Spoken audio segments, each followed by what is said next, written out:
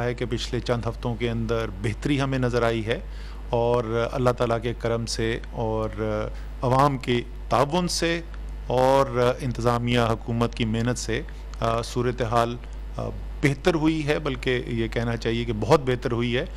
और उससे ख़ास तौर पे अगर आप इसका मुवाजना करें कि हमारे इर्द गिर्द इस वक्त क्या हो रहा है, हमारे मगरब में जो पड़ोसी हैं ईरान, वहाँ पर ये सूरत हाल है कि जहाँ आपको अगर याद हो तो शुरू में सबसे ज़्यादा केसेस हमारे ख़ित्ते के अंदर वहाँ पर नज़र आते थे और अमवात भी ज़्यादा हो रही थी, और उसके बाद वहाँ पे बेहतरी नज़र आई और हालात बेहतर हो गए।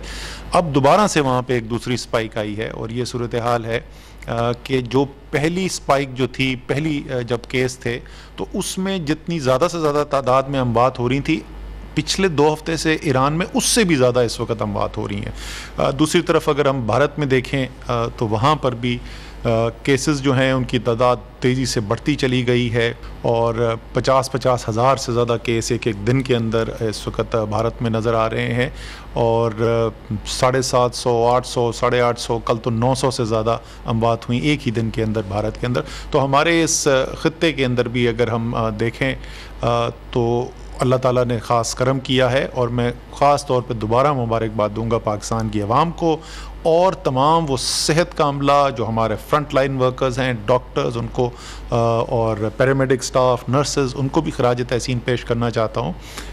और जो इंतज़ामिया का सारा अमला जो है उसको भी मैं उनकी भी तारीफ़ करना चाहता हूँ। बेतहाशा उन्होंने मेहनत की है और ये पूरा एक निज़ाम जो बनाया गया, हमने स्मार्ट लॉकडाउन का सिस्टम आया, कॉन्टैक्ट ट्रेसिंग का सिस्टम आया, एक मरबूत लाए हमली जो हमने अडॉप्ट की, वो अल्हम्दुलिल्लाह आज जो है वो मुख्तलिफ आप इंटरनेशनल जो जरीदे हैं, बैनुल-अक़वामी जरीदे, वहाँ पर भी देख रहे हैं कि पाकिस्तान का नाम लिया जा रहा है कि जिन ममालिक में सबसे बेहतरीन काम किया गया। आज भी सुबह एक मैं पढ़ रहा था कि एक आर्टिकल छपा हुआ है इंटरनेशनल के फ़िलिपींस की हुकूमत अगर सीखना चाहती है किसी से तो पाकिस्तान की तरफ देखना चाहिए। ये सब कुछ अल्हम्दुलिल्लाह हमने अचीव किया है। इस सब को देखते हुए हमने अभी तक कुछ महदूद ऐसी माशी सरगर्मियाँ थीं, कुछ ऐसे सेक्टर्स थे जिनको अभी तक हमने बंद रखा हुआ था। तो आज एनसीसी ने फ़ैसला किया है और इसके लिए पिछले 1 हफ़्ते से मुशावरत चल रही थी, सूबों के साथ भी मुशावरत हुई और फिर एनसीओसी के अंदर इन रिकमेंडेशंस को, सिफारिशात को सामने रख के बहस मुबाहिसा करके फ़ाइनल किया गया था। आज वो एनसीओसी की रिकमेंडेशंस जो हैं वो सिफारिशात एनसीसी के सामने रखी गई और एनसीसी ने जो फ़ैसले किए हैं उनके मुताबिक मैं आपको बता देता हूँ कि क्या क्या फ़ैसला किया गया। जी, सबसे पहले तो तालीमी इदारे, तो जो पहले जिस तरीके से बात की गई थी कि 15 सितंबर को एक तारीख़ दी जा रही है जिस दिन तालीमी इदारे खोले जाएंगे, लेकिन एक आखिरी रिव्यू जो है वो 7 सितंबर के दिन किया जाएगा। एजुकेशन मिनिस्टर फेडरल जो हैं वो सूबाई तालीम के जो वज़रा हैं उनके साथ मिलके एक आखिरी दफ़ा करेंगे। और आज सुबह हमने एनसीओसी में आए हुए थे, हेल्थ मिनिस्टर भी वहाँ पे थे और एजुकेशन मिनिस्टर भी थे, तो यही कहा गया है कि इन दोनों मिनिस्ट्रीज़ को, वजारतों को बड़ा क्लोजली आपस में वर्क करके जो दुनिया में इस वक्त स्कूल खोलने, तालीमी इदारे खोलने से जो लर्निंग्स आ रही हैं उनको सामने रखते हुए हिकमत अमली अपनी फ़ाइनल करनी है। लेकिन इस वक्त तक यही इरादा है कि 15 सितंबर से तालीमी इदारे खोल दिए जाएंगे। फिर उसके बाद हमारा जो हॉस्पिटैलिटी सेक्टर जिसको कहते हैं, रेस्टोरेंट, कैफ़ेज़ जो हैं, इसके दायरे बहुत बड़ी तादाद में लोग यहाँ पे काम करते हैं, उनकी उजरत का भी मामला था और एक बड़ी तादाद में मुलाजमत जिस शोबे में मिलती है उसकी हालात भी मुश्किल के अंदर थे। तो आज ये भी फ़ैसला किया गया कि जो रेस्टोरेंट्स, कैफ़ेज़ वगैरह हैं ये आउटडोर भी और इंडोर भी, यानी बाहर बैठने का जहाँ पे इंतज़ाम है वहाँ भी और अंदर भी जहाँ पे इंतज़ाम है वहाँ पर 10 अगस्त तक, इनको 10 तारीख़ को पीर के दिन इनको खोलने की इजाज़त दे दी जाएगी। अगले 2 से 3 दिन के अंदर इनके SOP जो हैं वो फाइनलाइज़ कर दिए जाएंगे। इसी तरीके से टूरिज़म उन इलाकों के अंदर होती है जहाँ पर और आमदनी के जो मौक़े हैं वो कम पाए जाते हैं, वहाँ पर इंडस्ट्री नहीं है, वहाँ पर ज़राअत ज़्यादा नहीं है। ज़्यादातर पाकिस्तान में ये टूरिज़म जो होती है वो हमारे जो शुमाल में पहाड़ी इलाके हैं, खैबर पख्तूनख्वा में, आज़ाद कश्मीर में और गिलगित बल्तिस्तान के अंदर है। तो वहाँ पे बड़ी डिमांड थी और वहाँ पे क्योंकि इस पे पहले SOPs पे काम कर दिया गया था, तो ये जो है टूरिस्ट इलाके जो हैं और इनके होटल्स वगैरह जो हैं, इनको परसों से यानी 8 अगस्त से खोल दिया जाएगा। फिर हमारा जो रिक्रिएशनल सेक्टर है, सिनेमाज़ हैं, थिएटर्स हैं, पब्लिक पार्क्स हैं, अम्यूज़मेंट पार्क्स हैं, आर्केड्स हैं, इन तमाम जो जगह हैं इनको भी पीर 10 अगस्त से खोल दिया जाएगा। और ये जितनी भी जगह मैं बता रहा हूँ इन सब के बड़े तफसीली हिदायत मुरतब की जा रही हैं, इनके SOPs डेवलप किए जाएंगे और काम जो है इनको करना होगा उन SOPs के मुताबिक। खेलों का नौजवानों को एक बड़ी ज़ाहिर है इस बात की भी परेशानी है कि उनको खेलों का जो मौक़े हैं उसके अंदर कदगन है।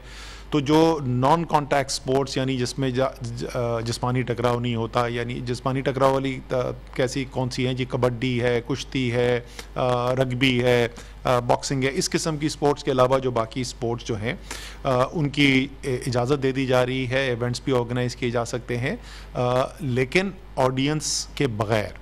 तो स्पेक्टेटर्स को स्टेडियम में लाने की इजाज़त नहीं होगी, लेकिन टूर्नामेंट्स और ये सब जो है मैचेस वगैरह इनको ऑर्गेनाइज़ करने की इजाज़त दी जा रही है।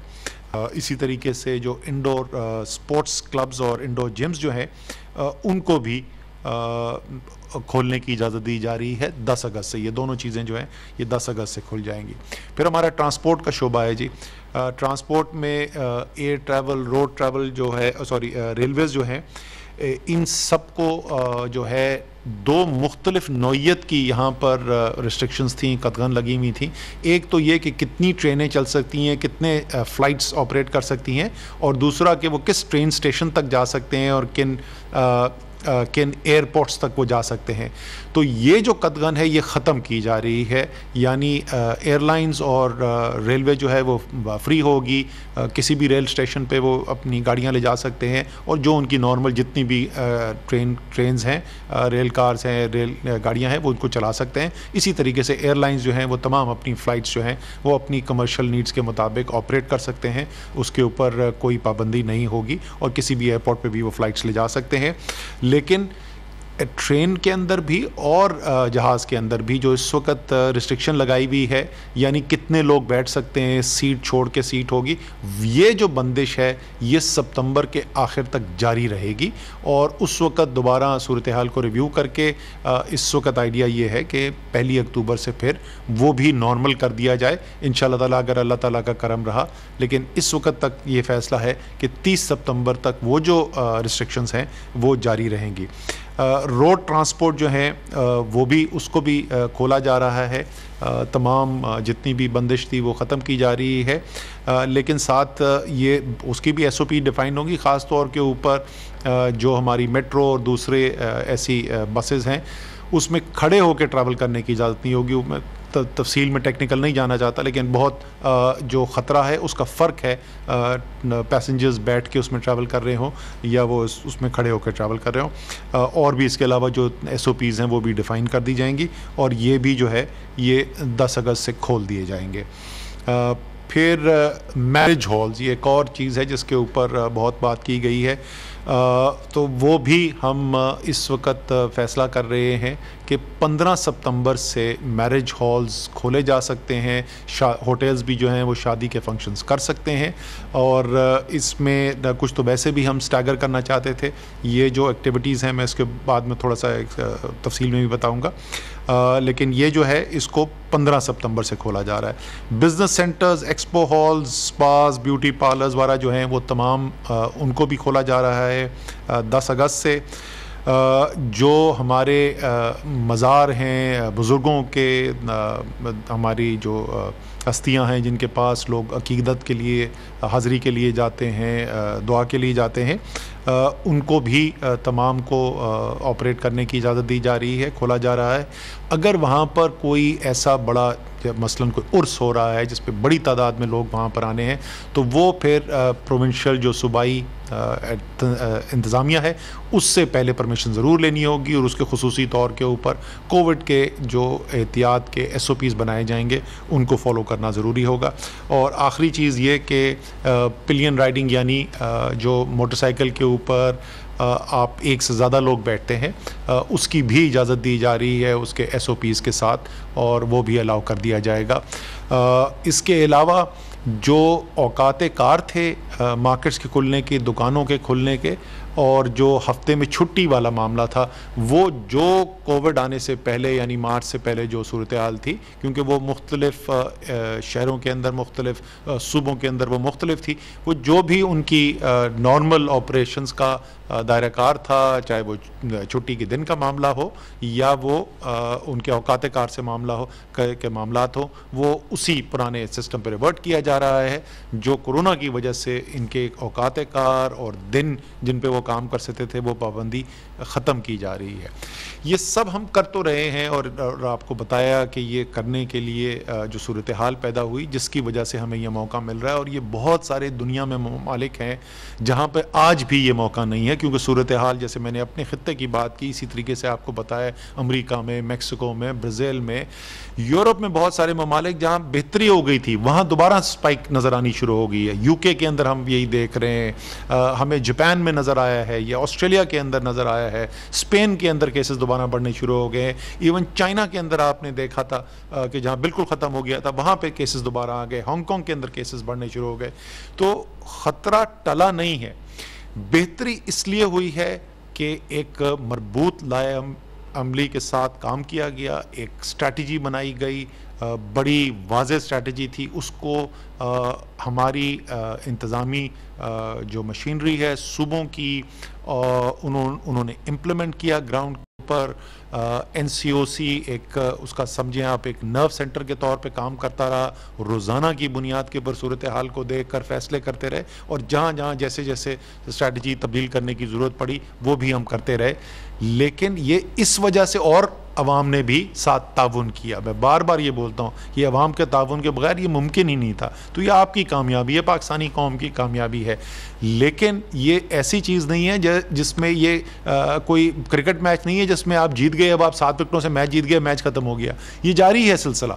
जहाँ बदएहतियाती शुरू हुई, जहाँ या हुकूमत की हिकमत अमली जो है वो कमज़ोर पड़ गई, इंतज़ामी मेहनत जो है उसके अंदर हमें कमी नज़र आने की शुरू हुई, या सबसे ज़्यादा ताकतवर अगर अवाम के रवैयों के अंदर हमें तब्दीली नज़र आई, एक मनफी तब्दीली नज़र आई, तो ये जो बेहतरी नज़र आई है ये खुदा न खास्ता दोबारा से मनफी असर भी ले सकती है। और अगर वो सूरत हाल पैदा होती है तो फिर वही दोबारा एक सिलसिला बंदिशों का, रोज़गार के ऊपर उसके जो असरात होते हैं वो सब हम अब तो उससे गुज़र चुके हैं, तो अब हमें पता है कि वो कितनी तकलीफ़ देह चीज़ होती है और उससे कितना नुकसान होता है। तो इस अपील के साथ ये NCC ये फ़ैसले कर रही है, और इस इदराक के साथ ये फ़ैसले कर रही है कि ये जो सेक्टर्स जो बाय डेफिनेशन ज़ाहिर है ये सबसे ज़्यादा ख़तरा रखते थे, ये वो एक्टिविटीज़ हैं, ये वो सेक्टर्स हैं जिनको हम आज खोलने का ऐलान कर रहे हैं, आज से लेके अगले 4 से 6 हफ्ते के अंदर जो खुलेंगे, ये वो हैं जिनके अंदर सबसे ज़्यादा ख़तरा मौजूद है। इसलिए ये सबसे आखिर में फ़ैसले किए जा रहे हैं। इसलिए मैं फिर एक दफ़ा दोबारा कि वो कितनी तकलीफ़ देह चीज़ होती है और उससे कितना नुकसान होता है। तो इस अपील के साथ ये NCC ये फ़ैसले कर रही है, और इस इदराक के साथ ये फ़ैसले कर रही है कि ये जो सेक्टर्स जो बाय डेफिनेशन ज़ाहिर है ये सबसे ज़्यादा ख़तरा रखते थे, ये वो एक्टिविटीज़ हैं, ये वो सेक्टर्स हैं जिनको हम आज खोलने का ऐलान कर रहे हैं, आज से लेके अगले 4 से 6 हफ्ते के अंदर जो खुलेंगे, ये वो हैं जिनके अंदर सबसे ज़्यादा ख़तरा मौजूद है। इसलिए ये सबसे आखिर में फ़ैसले किए जा रहे हैं। इसलिए मैं फिर एक दफ़ा दोबारा अपील करता हूँ कि आपने अब पहले से ज़्यादा एहतियात करनी है। अब तो हमें तजुर्बा भी हो गया, अब तो हम सीख भी गए हैं। मैं सच्ची बात बताऊं, मैं तो ये मास्क पहले पहनता था, मुझे आधे घंटे के अंदर ऐसा लगता था कि मेरा सांस रुक रहा है। अब मैं दिन में 8-8, 10-10 घंटे ये मास्क पहन के बैठा रहता हूं, क्योंकि हमारी तो मीटिंग्स वगैरह चल रही होती हैं, बंद कमरों के अंदर होते हैं। तो अब तो हमारे लिए ये ज़्यादा मुमकिन होना चाहिए कि हम इस पर कर सकें। आखिरी चीज़ जिसका मैं ज़िक्र करूँगा, आगे 14 अगस्त आ रही है, उसके लिए भी खुसूसी हमारे इंतज़ामात हो रहे हैं, अहकामात गाइडलाइंस इशू की जा रही हैं कि किस तरीके से आज़ादी का दिन है, ज़ाहिर है हर पाकिस्तानी की ख्वाहिश होती है कि उसको पुरजोश तरीके से मनाए। हम इस 14 अगस्त को मनाना भी चाहते हैं और अपने दिल के मुताबिक मनाना भी चाहते हैं, लेकिन साथ साथ क्योंकि ये ख़तरा भी चल रहा है तो उसको हमने सामने रखते हुए कैसे करना है। और उसके बाद आगे आ रहा है मुहर्रम, उसके ऊपर तो ख़ास तौर पे हम उलमा के साथ मिल के उसकी SOPs भी बनाई जा चुकी हैं मुशावरत के बाद। और जैसे जैसे हम मुहर्रम के करीब आएंगे तो आप देखेंगे कि इंशाअल्लाह ताला मीडिया के ऊपर भी और इन तमाम चीज़ों की जो मालूमात हैं, जो गाइडलाइंस हैं, उसको आवाम तक पहुंचाने का भी भरपूर तरीके से काम किया जाएगा। तो आखिर में एक दफ़ा फिर मैं ख़त्म करता हूँ, इख्तिताम करता हूँ आप सबसे शुक्रिया के साथ। इस वक्त दुनिया जो है, मैं दोबारा रिपीट करूंगा, दुनिया देख रही है पाकिस्तान को, दुनिया कह रही है कि जो पाकिस्तान के अंदर हुआ वो वाकई एक ऐसी चीज़ है जिससे दुनिया सबक हासिल कर सकती है। और ये सब इसलिए मुमकिन हुआ कि इस कामयाबी के जो हीरो हैं वो पाकिस्तान के अवाम हैं, वो आप हैं। पाकिस्तान जिंदाबाद।